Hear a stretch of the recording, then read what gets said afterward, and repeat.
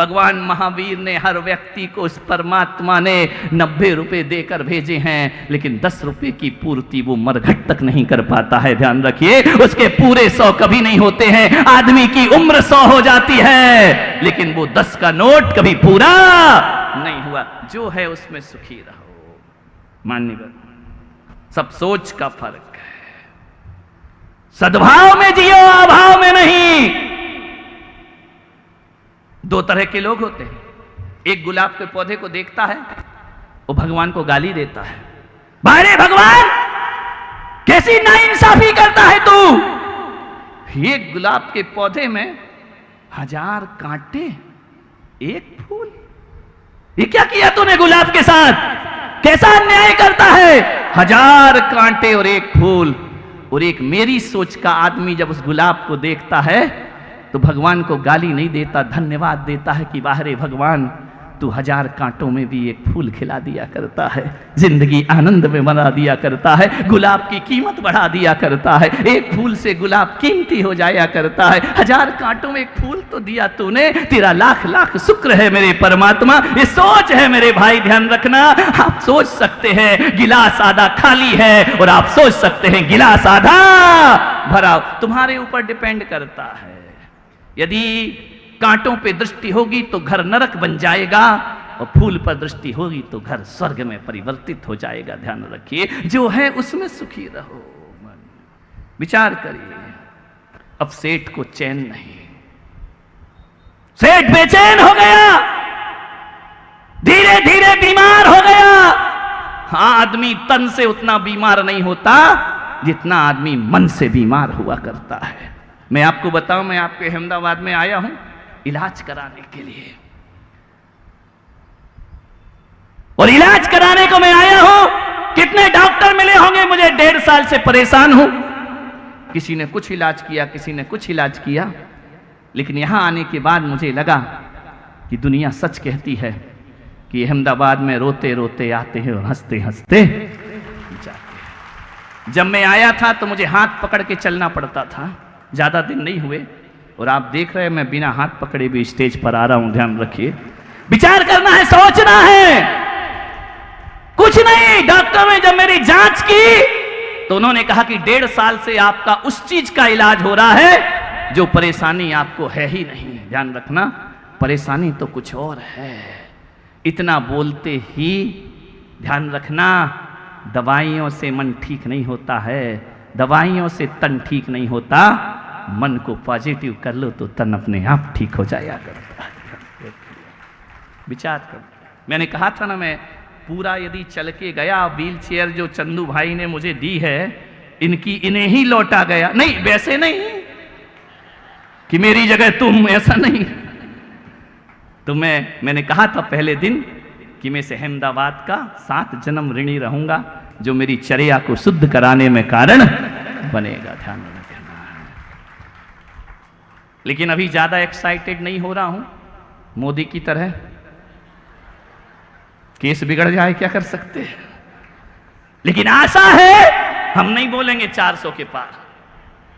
हम तो जो भी हैं वो नदिया के पार। ध्यान रखना, साबरमती मान्य सोचो, मन का बदला कि सब कुछ बदला। मन के हारे हार है और मन के जीते जीत। मन जीत गया तो जीत हो गई, मन हार गया तो। कभी विचार किया है, 2 पहलवान जब कुश्ती लड़ते हैं ना, 2 पहलवान, एक सी ताकत, एक सा बल, एक से दांव पेच कुश्ती लड़ रहे हैं, लेकिन 2 तो नहीं जीतेंगे, एक जीतेगा और एक मालूम है कौन जीतता है कौन हारता है? शरीर की ताकत वाला नहीं। जो पहलवान मन से हार जाता है वो कुश्ती में हार को प्राप्त करता है, और जो मन से जीतता है वह कुश्ती में जीत को प्राप्त करता है। इसलिए मैंने कहा कि मन के हारे हार है और मन के जीते जीत। ध्यान रखिए। सेठ दुखी हो गया, शरीर सूख के कांटा हो। अभी मैंने कहा था सेठ था, बड़ा पेट था, पेट अंदर हो गया, इतना अंदर कि एक्सरा खिंचाने की जरूरत नहीं है, कुर्ता हटा दो, मशीनें सब दिख जाएंगे। सूख के कांटा हो गया सेठ। पत्नी बोलती चलो जी खाना खा लो। अरे क्या खाना खा लो? क्या खाओगे, क्या बनाऊं?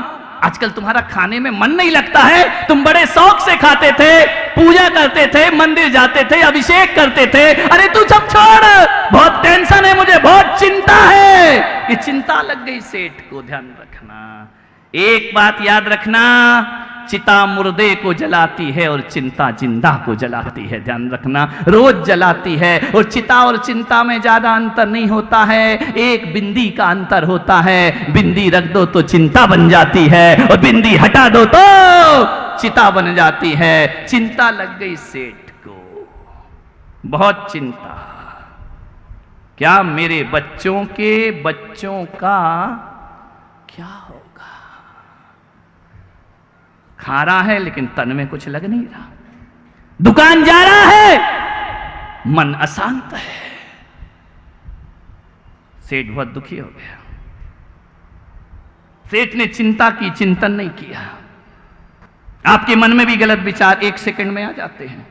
कल तक दो दोस्त बिल्कुल हाथ में हाथ डाल के चलते हैं, एक गलतफहमी अंदर आ जाए तो जिंदगी भर के दुश्मन हो जाया करते। अरे पागल, दुश्मन मत बनाओ दोस्त को, अपने मन की गलत फहमियों को दूर करने का प्रयास करिए। पति पत्नी के रिश्ते विश्वास के रिश्ते होते हैं, लेकिन थोड़ा सा भी उनके अंदर शंका पैदा हो जाए तो ये रिश्ते जीवन भर के लिए जहरीले रिश्ते हो जाया करते हैं। एक दूसरे के 7 जन्म की कसमें खाने वाले 7 महीने में तलाक की नौबत आ जाती है उनके जीवन में। एक गलतफहमी का शिकार मत बनिए। कोई भी 1000 आदमी तुम्हारे कान में मेरे भी डालते हैं, आते हैं, मैं सबकी सुन लेता हूं। वो इतना खुश जाता, अरे महाराज ने सुन लिया मेरी।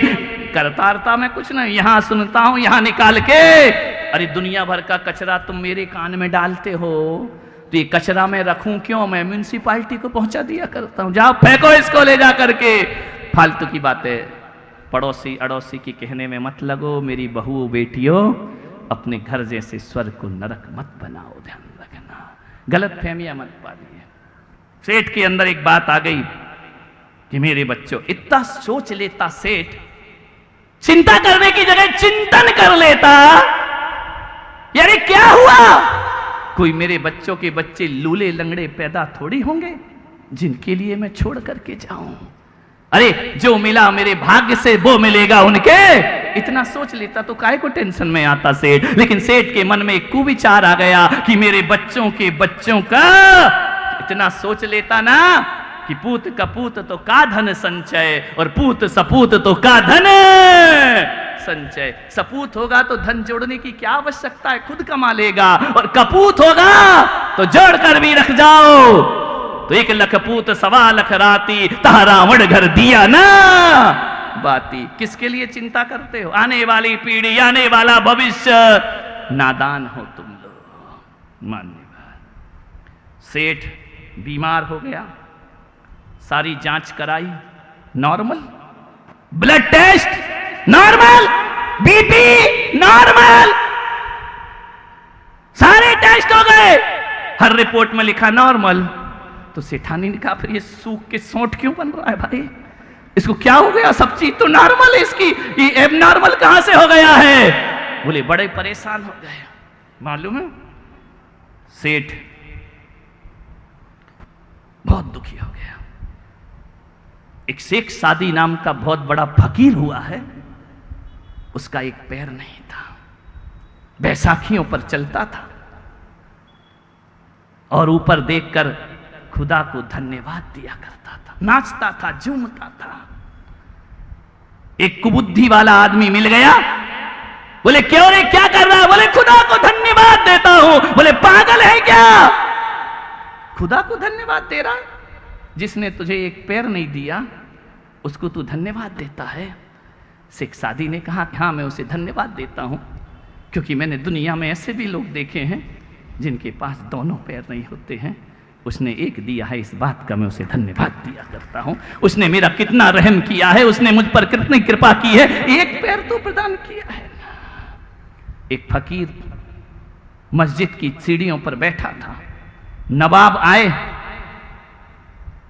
जैसे ही नवाब को देखा तो फकीर ने कहा, बारे खुदा तू भी बड़ी नाइंसाफी करता है। नवाब तो जुम्मे के जुम्मे आते हैं और उनके पैर में हीरे मोती जड़ी जूतियां देता है, और मैं 5 टाइम की नमाज पढ़ता हूं, मेरे पास फटी जूते चप्पल है। तू किसका है रे खुदा, ये बता। नवाब को हीरे मोती की जूतियां और मुझे फटी हुई जूतियां, मैं 5 टाइम की नमाज पढ़ता हूं। इतना कह के खुदा को गालियां दे रहा था। फिर क्या देखता है वो फकीर कि उस खुदा की मस्जिद में एक ऐसा भी व्यक्ति जाता जो घिसट घिसट कर मस्जिद चढ़ता है, नमाज पढ़ने जा रहा है, जिसके दोनों पैर नहीं है। ध्यान रखना, जैसे ही वो फकीर देखता है तो कहता है कि वाह रे खुदा, मैं जूतियों की बात करता हूं, तेरा लाख लाख शुक्र है, तूने मुझे पैर तो प्रदान किए। मैं आपसे निवेदन कर रहा हूं, जब मन में निराशा आए, हताशा आए, होपलेस होने लगे, मन अशांति होने लगे, तो अपने से नीचे वालों को देखना, और जब अहंकार आने लगे ना, तो अपने ऊंचे वालों को देखना कि हमारे भी बाप इस धरती पर मौजूद हुआ कर। यही जीवन का सूत्र है। थोड़ी सी उपलब्धि पर अहंकार आए तो सोचना मेरी क्या औकात है, यहां तो टाटा बिरला जैसे लोग भी मौजूद हैं। और यदि हीन भावना आए तो सोचना है ना, हमसे भी ज्यादा दुखी संसार में और भी लोग पड़े। एक आया, बोले मेरी नौकरी छूट गई। मैंने कहा खर्चा चल रहा, बोले चल रहा है, कुछ और करो महाराज। मैंने कहा पागल, मेरे से मत बोल, मैं तुझे वो शिक्षा नहीं दूंगा। फुटपाथ पे जाकर देख, जो फुटपाथ पर रात गुजारते हैं। मैं जाता हूं वो डॉक्टर के यहाँ, तो रास्ते में देखता हूं गरीब लोग सड़क पर सो रहे हैं। मैंने कहा उनको देख, तेरे तो और अच्छी नौकरी चाहिए, उनके पास तो रहने को 4 दीवार और एक छत भी नहीं है, तेरे पास अपना मकान तो है ना, किस बात के लिए अशांति से भागा करा करता है। अरे जो है उसमें सुखी रहने का प्रयास कर, जो है उसमें आनंदित रहने का प्रयास कर। सेठ माया के चंगुल में फंस गया। ध्यान रखना, ये मन बहुत जल्दी फंसता है। एक दिन क्या हुआ है, अभी सेठ धीरे चलेगा, अभी ध्यान रखना। एक दिन क्या हुआ मालूम है? दुनिया का सबसे सुखी आदमी कौन है? दुनिया का सबसे सुखी आदमी वो है जो रात तकिए पर सिर रखता है, वो गहरी नींद आ जाया करती है। उससे अमीर दुनिया में कोई नहीं होता। और रात भर जो करवटें बदलता है, उससे गरीब दुनिया में कोई दूसरा आदमी नहीं हुआ करता है। हम संत लोग हैं ना, दिन भर मेहनत करें, कुछ भी करें, भैया बत्ती के बाद आप चले जाते हो, एक सिराना लगाते हैं हाथ का, गहरी नींद सो जाया। मालूम है 24 घंटों में मैं केवल 4 घंटे सोता हूं। ध्यान रखिए, विचार करिए, 4 घंटे। 12 से 1 बजे रात को सोता हूं और 4 बजे उठ करके बैठ जाया करता हूं। ध्यान रखिए। फिर भी कल हसमुख डॉक्टर आए थे, बोले इतना कम सोते हो, आपके चेहरे पे थकान नहीं दिखती है, आपके चेहरे पर नीरसता नहीं दिखती है। मैंने कहा आदमी वही है जिसको चिंता होती है, उसे 12 घंटे की रात भी छोटी लगती है, और जो चिंता से रहित होता है उसे 4 घंटे में भी वो 12 घंटे की नींद ले। जिंदगी का सबसे सुखी आदमी वही है जो करवटों पर ना। मालूम है हिंदुस्तान और अमेरिका में क्या अंतर है? भारत के लोग हिंदुस्तान के और अमेरिका के लोग गोली खा के सोते हैं। ध्यान रखना, अमेरिका के लोग गोली खा के सोते हैं, मुट्ठी भर गोली खाते हैं तब नींद आती है। लेकिन मेरे भारत के लोग गोली खा के नहीं सोते हैं, इतना गहरा सोते हैं। अमेरिका के गोली खा के सोते हैं और भारत के गाली खा के उठते हैं। ध्यान रखना, जब तक 2-4 गालियां ना पड़े तब तक नींद ही नहीं खुलती है। ध्यान रखना, इतना आनंद में जीता है अपना भारत। ध्यान रखना, गाली बिना कोई उठता है? उठ पड़ा है पट्टा, अभी तक सो के नहीं उठा है। मजे की नींद है अपने यहाँ। हर आदमी को 24 घंटों में, एक स्वस्थ व्यक्ति को 8 घंटे नींद लेना चाहिए। ध्यान रखना, बुजुर्गों की बात नहीं कर रहा हूं, उनकी तो और कम हो जाना चाहिए। विचार करिए, 8 घंटे सोओगे स्वस्थ रहोगे, लेकिन 8 घंटे वही सोता है जो जिंदगी अच्छे से गुजारता है। मैं आपसे निवेदन कर रहा हूं अहमदाबाद वालों कि रात ऐसी बिताओ कि सुबह किसी को मुंह दिखाने में शर्म ना लगे, और दिन ऐसा बिताओ कि रात को चैन से सो सको, और जवानी ऐसे बिताओ कि बुढ़ापे में रोना ना पड़े और बुढ़ापा ऐसे बिताओ किसी के सामने हाथ फैलाना ना पड़े। ध्यान रखिए, एक बात याद रखना, रात उसकी ही अच्छी बीतती है जो दिन को अच्छे तरीके से जीता है। जो दिन को गलत तरीके से जीता है वो रात को चैन से नहीं सो सकता है। मेरे भाई ध्यान रखना, सेठ की चैन बेचैन हो गया, परेशान हो गया सेठ। एक दिन सेठ का मित्र मिला रास्ते में, उसने कहा कि सेठ जी ये क्या हाल बना रखे हैं, कुछ लेते क्यों नहीं? अरे सेठ ने कहा यार बहुत दिन बाद तू मिला है।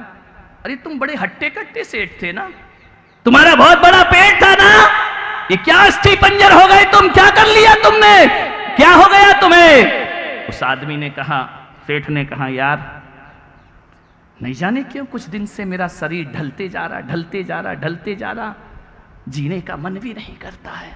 सेठ क्या हो गया तुमको? बोले यार एक चिंता लग गई मेरे मन में। क्या चिंता लग गई? तुम्हारे पास तो सब कुछ है ना। सेठ ने कहा है तो सब कुछ, लेकिन मैं कैसा मूर्ख रहा, 80 साल का हो गया, केवल अपने बच्चों का सोचते रहा, मैंने उनके बच्चों का तो कुछ सोचा ही नहीं। अरे दोस्त ने कहा पागल हो गया सेठ। बोले पागल नहीं हुआ है, मजाक मत कर। बोले कुछ इलाज कराओ। बोले बहुत इलाज कराया, बड़े बड़े डॉक्टरों को दिखाया, सब डॉक्टर कहते हैं इसको कुछ नहीं है, लेकिन मैं शरीर मेरा धीरे धीरे नष्ट हो रहा है। मालूम है उस आदमी ने क्या कहा? एक काम कर, अभी हमारे अहमदाबाद में एक महाराज पधारे हैं, तो महाराज पधारे तो क्या करूं? बोले उनके पास चला जा, कुछ ना कुछ इलाज हो जाएगा। अरे बोले पागल है क्या तू, ये महाराज बाबा भी कोई इलाज करते हैं क्या? ये कौन सी डिग्री लेकर बैठे, कौन सा इलाज कर रहे? मैं नहीं जाता साधुओं के पास। अरे उसने कहा चला तो जाए यार सेठ, चला जा, शायद तेरी बीमारी चली जाए। सेठ ने कहा यार साधु क्या बीमारी दूर करेगा, मैं नहीं जाता, मेरा विश्वास नहीं है। तो दोस्त ने कहा एक बात सोच के चला जा कि साधु कुछ देगा नहीं तो तुझसे कुछ लेगा, तेरा जाता क्या है? सेठ ने कहा ठीक है तू कहता है तो कल मैं संत के दर्शन करने को पहुंचता हूं। जैसे ही संत के दर्शन को पहुंचा, चरणों में सिर रखा, झार झार आंसू बहाने लगा। संत ने कहा कि कौन हो तुम? बोले मैं नगर सेठ। नगर सेठ और तुम रो रहे हो? गरीब रोए तो चलता है, तुम अमीर क्यों रो रहे हो? उसने कहा संत जी बहुत दिनों से शरीर खत्म हो रहा है, ताकत नहीं बची है मेरे मन में। तो तुम्हें हुआ क्या है सेठ?